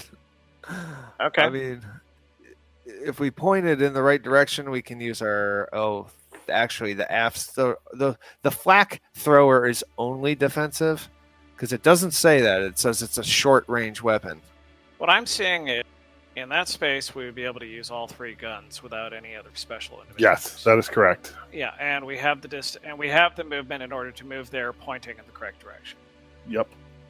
All right, so we will have the forward. We will have the forward that's going to be as we're flying by, and then there will be also the turret and the flak. So that is our 3 attacks, and that's gunners. Well, you have to make the roll. Okay. You For what? Mr. I'm not the gunner. I'm not making. Okay. No, you have to no, make a you're the piloting pilot. check. You have to make a Right. piloting check. Right, with The my piloting flyby skill or with my is ranks. It is Skill. your skill plus 1 minus 2 because the engines are glitching, so you get a -2 for that. Okay, so net -1 to this roll. Oh, natural 1. I failed at it. Well, right. Yeah, see, this is the piloting role I'd been unaware of. I haven't been pilot before. I wanted to just go in that place and fire with all guns, but okay. What are our options now, having failed the roll? Well, just the gunners go. Great. Mo's going to shoot with the turret, and someone should probably shoot with the port so that the flat cannon is online for defensive shots. I'm assuming that can only be fired once per turn. Is that correct, Steve? That is correct. Okay. Except for flak, I think you can do it instantly as a defensive. So I think you can Oh. fire it and use it defensively. I'm Okay, gonna so say it's someone both. can attack twice while Mo shoots from the turret. So if you want to do that, Hiroji, do you want to do that? Time out. So this is how we're facing, and that's how we look, and our nose is to the north, right? Correct. So you can shoot from the starboard gyro laser, I think it is, and the flak thrower. So I'm just All gonna right, roll. so I'm gonna mine roll. to I'm get gonna my- roll a d20, and then we'll figure out what I add. Right? Okay. All right. Okay. That's a miss. So you don't have to figure anything out. That's for, I guess, one of them. That's correct. Now for the flak cannon. Well, they didn't. No, the flak cannon is to defend against missiles only, right? No, I said you can actually use it as an attack. It's just short range. That's all. All right. Okay. I'm 90% sure that's wrong, but I'll look it up and I'll take it. If you're gonna give it to me, I'll take it. He's giving it to you. Just roll before he changes his mind. That's a And he miss. It rolls- don't matter. That's a mess. Great. He rolls a 2. He's rolled a 3 and he's rolled a It doesn't 2. even matter. I'm gonna look it up, and because it's All right, just because the Mo's just gonna roll because he's gonna roll a 1. Here we go. Okay, did not roll a 1. Okay, so that's a 27. Rolls a natural 18, not a crit, so going to roll for damage. 8 for damage. Except because they're in the nebula, there's a 20% chance of missing. Do you wish to roll low or high? What is the miss? You give me the miss, Mr. John. Miss is low. Okay, 35. So you hit. it's a hit. You hit their starboard. Oh, I just realized that while you guys got kind of bogged down in the piloting discussion, I should have taken my roll to balance the shields. So let me Oh, do you that can real still quick. do that. I totally forgot. We got so bogged down. 34. That should You be easily fine. And rebalance if shields. I'm calculating this right, it should be 26 on each quadrant. Okay. Also, you had a little bit of trouble because the power glitch was messing you up a little. Does that just lower the roll or change the shield balance? I believe that lowers the roll. I believe it lowers the It lowers the rolls. roll by -2, and you can't do any push actions, I believe. So, okay, now they're that's going. Now, first things first. Also, actually, they got a free attack when my failed. That is correct. They do get a free attack. However, something very interesting is going to happen as they shoot their forward light plasma cannon at you. Oh my god. They roll a 14 and miss. Sorry. They roll Wow. a, I was wrong. I'm actually wrong. Sorry. They rolled an 18 and your AC is 15. However, they also, because this occurred inside the plasma, they also have a 20% chance of missing you because it all happened in the cloud. I will do 30 to 50 as I miss. 80, so they hit. Oh my god! So, wait a minute. Wait a minute. Points. So they automatically hit us. If they rolled an 18, it's like they have plus 14, and if our armor They have class plus is 14. 15, yeah, That is correct. Well, I don't know They can how roll they've one. ever. Because they've been How- taking -4 because they've been shooting 2 guns. They've been getting Oh. plus 10. That's why. Okay. So make sure. They're going to hit your forward for 10. So you have 16 in your forward now. Okay, now they're doing the regular attacks. They'll do the starboard. That is. See, that's just a plus 10. But they still hit you because you only have a 15. So that hits. 17. Oof. 17 on your aft. From what? That's from their starboard light laser plasma cannon. So you got Okay. 9 left. Now they're going to shoot their torpedo. Just roll for Now damage. Just roll for They can damage. shoot your torpedo and hit your starboard because of where you're positioned. Doesn't have to hit the. Actually, it actually does hit the aft. So you guys can try to hit this thing. Okay, so this is my check, or it can be your check. I mean, the DC is this gunnery check is equal to 10 plus the tracking weapon's speed. So what's the weapon's speed? 12. So you need a 22. Okay, but you get a plus 8. Do you get ship bonuses? What type of check is it? It's a skill check. Gunnery check. Yeah, he should get a +3 Oh, skill yeah. check, and if he's taken +2 from the computer, I would think that if it's in the same round, he also gets. I think it's +16. Could be. I believe so. So roll. Let's see Yep. what you get. Me? Okay. Here comes the one. Da-na-na-na. I can't. We've already missed way more than we should. Here the comes- one. Da-na-na-na. Oh my god! Is that a 4? I see. But it might be enough though. I Plus mean, 16. No. You needed a 22. That's a 20. It doesn't do it. So just roll for damage. I mean, the thing about these games that everyone has to understand, especially as it gets to higher levels, is if you 14. miss rolls, you will lose. Like that's just how the game works. Well, not will. It will be considerably more. Like you can, like if you like, it gets to a point like certain like saving Yeah. throws. If you start rolling course. saving throws, 4s and 2s and 1, then you can Okay, die. do you guys? Yeah, let's just. Yeah. Now you have 17 points of hull damage. Your shields are gone in your aft. You have 16 forward, 26 on the starboard and port. Do you surrender? Nope, No, Chris- never give up. Keep Never. on going. never surrender. I'm gonna roll up another character.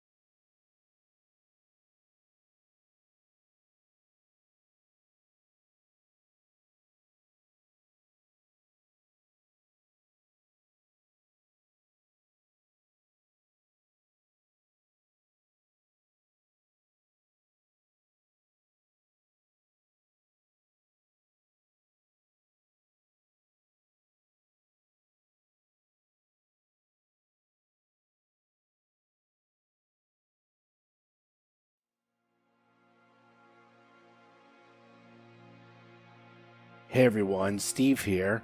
So there we go, a rousing start to book 4.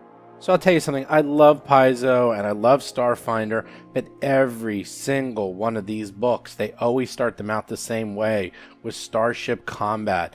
And I tell you, the problem with Starship Combat is it's really long and it makes for kind of a boring podcast.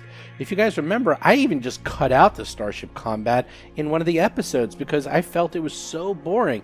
This time I decided let's do something different. I heavily edited the combat. So what you heard, I believe it was only about 25 minutes, 20 minutes of combat. That was something like 3 hours, by the way. I cut that way down. I'm just putting in the highlights. This entire combat in real time took about 5 hours to do. You guys are not getting 5 hours. That could be 5 episodes of just one combat. I'm cutting it way down. I'm just going to put in the highlights. I'm just going to put in like when they do damage and when you hear sort of things going on. I'm also going to put in anything like when the guys are talking to each other, stuff like that. But otherwise, I'm going to try to cut down this combat to the bare essentials. So where they are right now is the PC ship is getting the crap pounded out of them.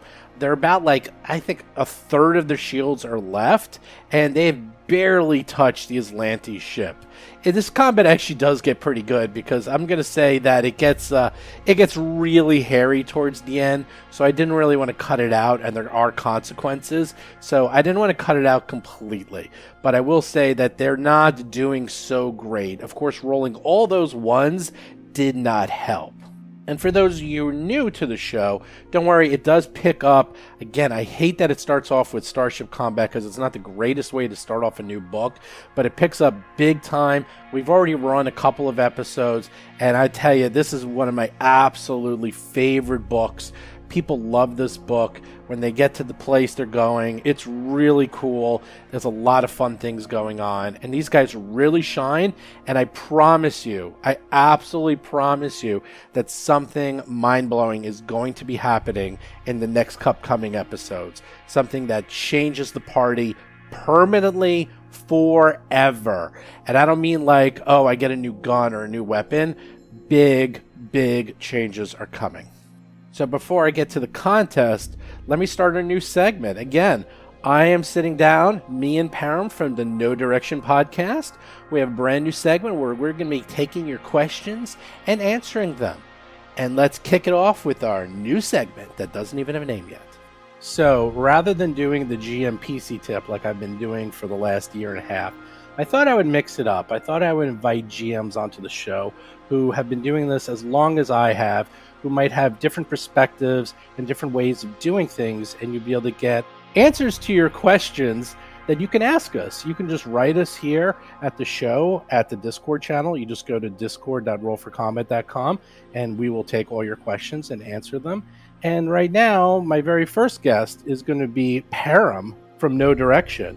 Probably needs no intro. Everyone who listens to Pathfinder or Paizo or Starfinder related material, everyone knows Param. So take it away, Param. How you doing? Hey, I'm doing good. Thanks for letting me come on the show. No problem. So I have been GMing for about 42 years because I am old. And I have probably seen it all, done it all. I've had everything you can imagine. I imagine you have been doing this as long as I have and also have the same experiences. Well, not quite, because I'm not even 42 yet myself, but I have been doing it since I was about 8 years old, and I've seen a lot of stuff. I've been through a lot, and I've had to serve as a mentor GM for a lot of the local player groups, especially when I got involved into organized play. So with that, I figured who better to have on the show is someone like yourself who still does organized play, does a lot of in-person play. I don't do a ton of in-person play anymore, only at conventions. I kind of do everything through over the web. Sorry, we do everything over the internet, which has its own issues. But, I figured it's sort of a nice, mix. And you also have a ton of society play, which I imagine has its own foibles, because I do that a little bit, but you do tons of society play. I mean, yeah, I'm a venture officer for Paizo, help organizing the organized play program for my area, and it's a lot of work. And anytime you sort of have every single table's different, and that is never more true than when you have somebody that's not even at the table calling the shots, which is ultimately what happens with any OP program. But it also opens up a lot of unique possibilities that I think a lot of GMs should try to participate in. Because you're going to get some exposures and some skills that you wouldn't have had otherwise. The funny thing is, I forgot, I'm a venture officer too. I totally forgot that. But I'm a venture officer on the Roll for Combat Discord, which doesn't quite take as much time, I imagine, as yours, because I have a whole team that helps me. And since it's all online, it's a lot easier for me to manage than I'd say. I don't have to go anywhere. So. And you must be really excited with the new online play announcements for the online play incentives. Yeah, in fact, I'm very excited about it. I've been talking to Hillary Moon Murphy today about some of those online incentives and things that we're trying to do on the show with organized play, with Paizo. We're still figuring it all out, but I believe we were the very first online lodge for Discord, us and one other, do online Discord play, and it's been such a massive success that they've decided to expand it tremendously. And I'm really glad that groups like you exist, because online play is super important I'm pretty lucky that I have a local gaming store that really supports us and provides us with space and hooks us up with players. And I'm able to have like enough room at my house to have like a dedicated game room, and a group of players have been playing with me for this long. But from a lot of our listeners, at least on my show, and I imagine it's true for your show as well, it's just like, not a whole lot of people have access to things like that, or large groups of friends that can dedicate that amount of time. And if it wasn't for the online options that are making themselves more and more easily available, then a lot of people just never get to enjoy these games that we like so much. Yeah, this is actually a lot of people who come to our Discord. A lot of them are new, and a lot of them, same thing. They want to play. They don't have a regular group, or they want to play Starfinder and their group wants to play Pathfinder, or vice versa. We have something like 45 games going. It's just crazy. It's like people really like hooked onto this online play. And there's two ways. I mean, you can do it on the Paizo forums, which is play by post, which is a little slower. We do play by Discord, which is much faster. The games go in probably half the time because it's reactionary. And the other nice thing is you can also put images directly in. You can change the font colors. You have a little bit more afforded to you on the Discord channel than you do on on most play-by-post websites. But with that, let's start the very first show. I don't even know. We don't even have a name for it. That's how new this is. We'll just call it, I don't know. You have a name? I got to think of a name for this thing. What should we call this? I don't know. Roll to assist? Roll to assist. That is why Param is the best in the business, fellas. He came up with that on the spot. Look at this. This team is working out great. So the first question is from the Roll for Combat Discord. It's from Karshal. He said, what is the most fun you've ever had improvising in a game? Do you want to take that one first? Gosh, I've had so many good times improvising. One actually just happened really recently that I'm really had a bit of fun with. It's for a Pathfinder game, not a Starfinder game. My Reign of Winter my Reign of Winter Adventure Path game. They reached a spot where they had to encounter a new species of creature they've never met before, the Meopep. They're basically like cat sphinxes, basically Assyrian-inspired walking cat people with wings. Yep. And they have, a really complex society and all that stuff. And I realized that at the time, my players were just not ready. They just got off of a super serious RP moment. They just weren't ready for another super serious RP moment. And these people have been kept as basically pets for Baba Yaga inside her own little pocket dimension this whole time. So I'm like, there's no way on earth that these need to behave like this sophisticated Assyrian race that they were portrayed as in the Paizo products.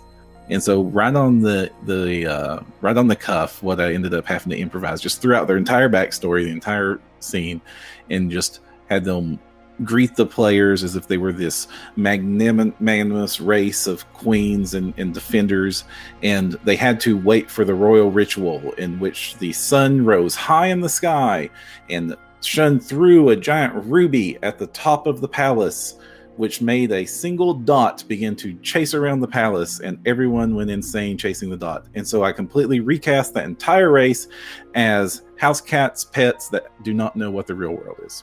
So basically the dot came around and they were just chasing the dot?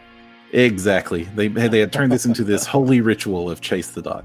I'll answer this in two parts. My favorite was actually, ironically, last year when you were there at PaizoCon, I did an episode where it was Roll for Combat with the Order of the Amber Die guys, and they had to do a mini adventure. There was 8 people there. We only had about an hour to play, and it was a mixture of Starfinder with Pathfinder iconics in Galaran world, which is kind of like Westworld. And all I did was write a 1-page outline of what the adventure was going to be.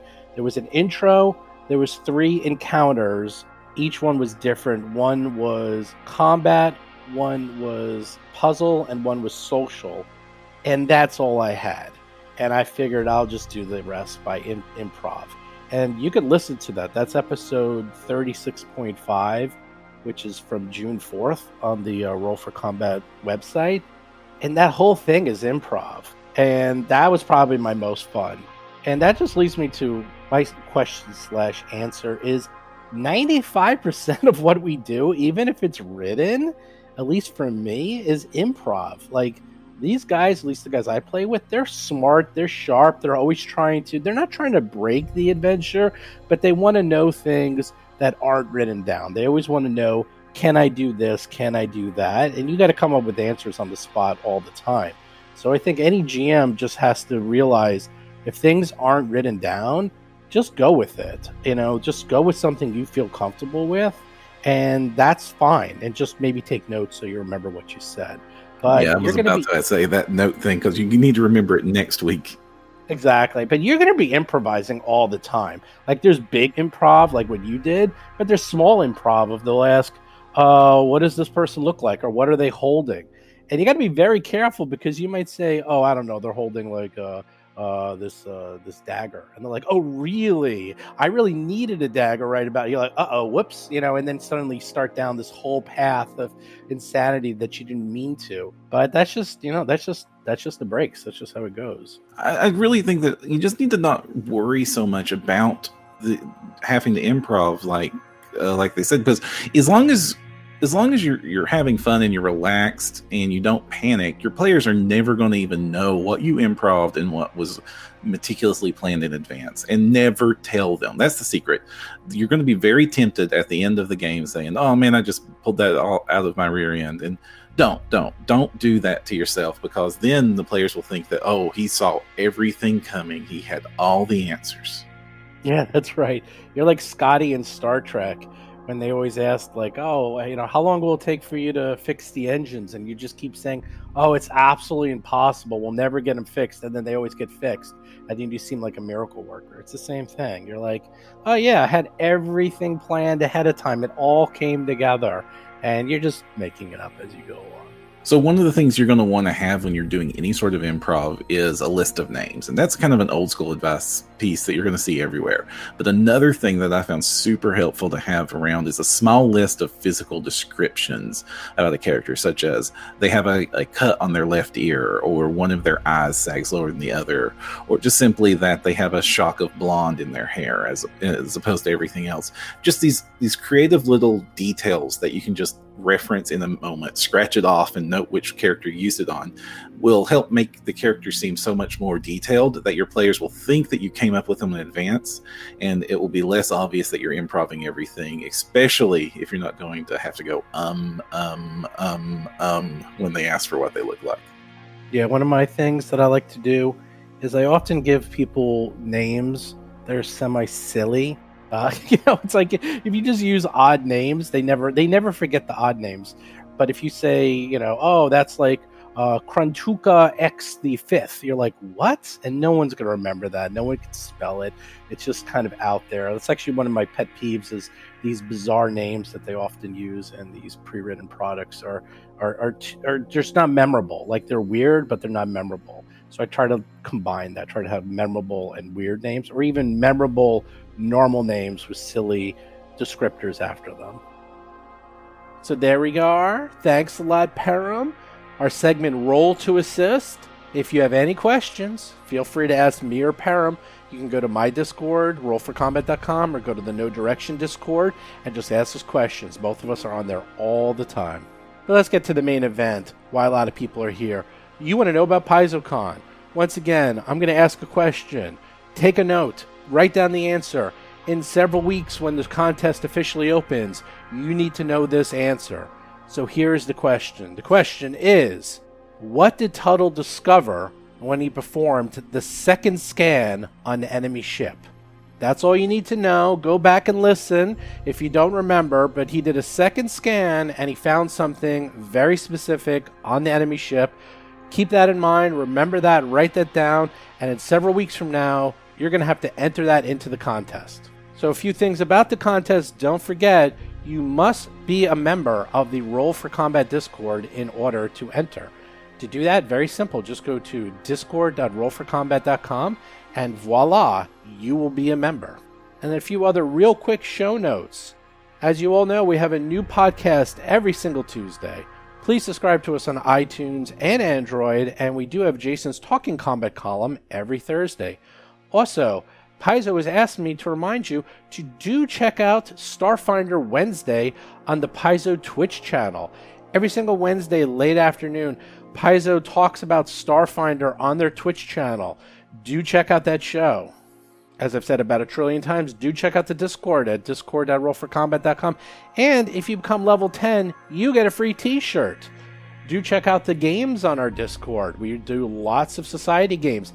And if you start any after February 1st, you are open to all the new boons that have just been announced for only online play. Do follow us on Twitter, Facebook, and YouTube. You can find all the links at rollforcombat.com at the very top. You can check out our Reddit channel. Do check out our Patreon. And then finally, if you have any questions or comments for the show, just contact me. I'm all over the place. I will be happy to answer them. But with that, I'll see and talk to you guys next week. See ya. You've been listening to Roll for Combat, a Starfinder actual play podcast. If you have a question or comment for the show, please visit us at rollforcombat.com or drop us a line at contact@rollforcombat.com. You can also find us on Twitter, Facebook, Discord, and other social media platforms.